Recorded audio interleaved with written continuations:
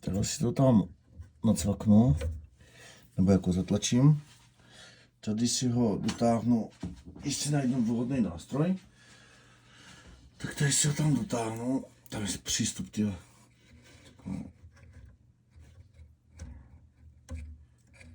Šroubeček. Tak, jeden.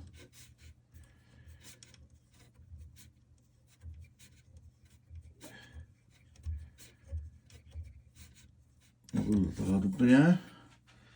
Druhý šroubek. No, doufám, že tam něco bude vidět na tom videu. Že tam není úplná tma. Tak, druhý šroubek. Pojď. Chytni se. Tak. Druhý šroubek.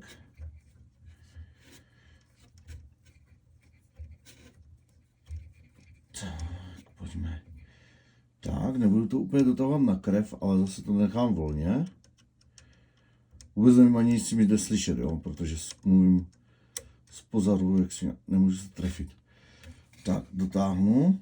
Tak, teďkon, tady už mi to padá. Teďkon, tady jde zacvaknout zpátky ta trubička. Takhle. A tak, cvak. Je tam.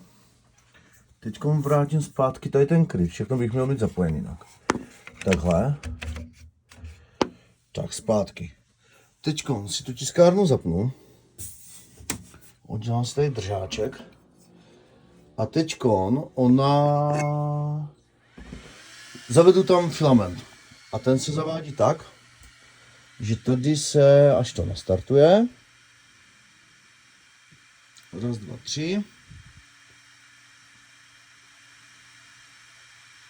Tady se dá nastavení, filament, load.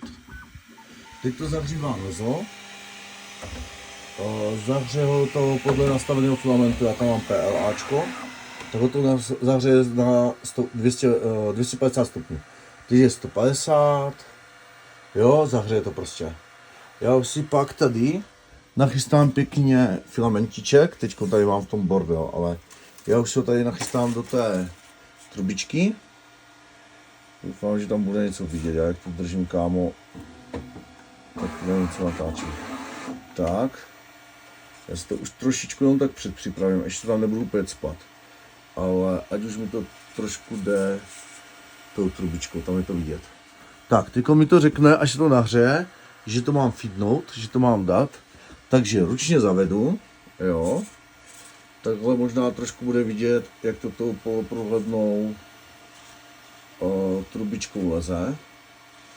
A teď jsou kousek od toho a když zatlačím, tak on si to chytne a pozná to, že tam je filament, protože tady ta tečka je vybarvená.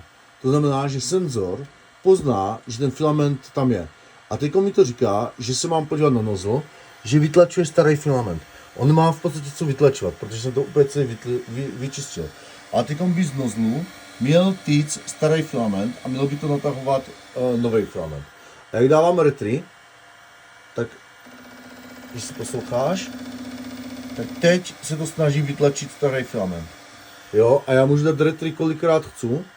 On to vždycky na chvilku zmizne, snaží se. Jo, a zase mi to vyskočí ta stejná hláška. Za normální okolností by teď už to starý filament vytlačil, já už bych tady klikl na done a tiskárna je připravená k používání. Jo. Tady ještě teda, jo, je znovu, že vytlačí zbytek starého filamentu a to ona se teď snaží.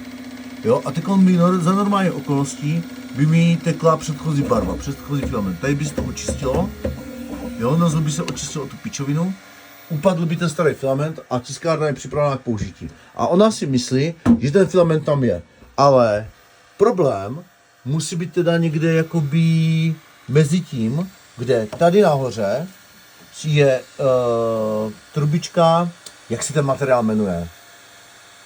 To je, já si nevím vzpomenout. No teflonová trubička je tady po sem je správně zastrčená, to je bez problému. A pak je tady něco, nevím. A tady odsaď už je nozl a ten je bez problému. Takže problém musí být tady mezi tím. A tady, kde je senzor nějaký, tak ten ví, že tam filament je. Jenom ten filament neteče prostě dál. Neprostoupí prostě dál do nozlu. Protože teď, ať dám jakýkoliv tisk, tak ta tiskárna normálně si myslí, že tiskne, ale prostě nic nevytlačí. Prostě ona, někde tam musí být něco zalepenýho, zašprajclýho.